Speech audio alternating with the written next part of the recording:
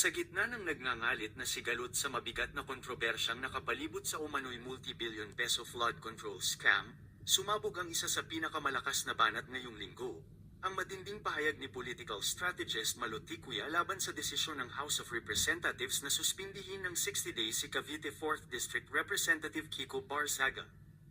Ayon kay Ticuya, mas lalo lamang umanong sinira ng Kamara ang sarili nitong imahe sa publiko sa pagsupil sa isang mambabatas na lantaran ang pagbatikos sa sinasabing institutionalized corruption.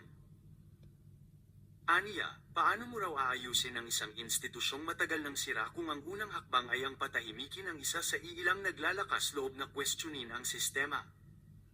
Habang nasa sesyon si Barzaga at tinatanggap ang desisyon ng Ethics Committee, pinatayan umano siya ng mikropono, isang eksenang agad na dinikit ni Ticuya sa tinawag niyang bahay ni Sandro, patutsada sa umano'y pagkiling ng institusyon sa mga makapangyarihan. Dagdag niya, ang mismong aksyon ng mayorya ang sumaksak ng mas matinding pinsala sa kredibilidad ng Kamara, at sa halip na mapahina si Barzaga, lalo lamang umano itong nagiging household name at icon ng Gen Z habang umiinit ang bangayan. Isa pang ingay ang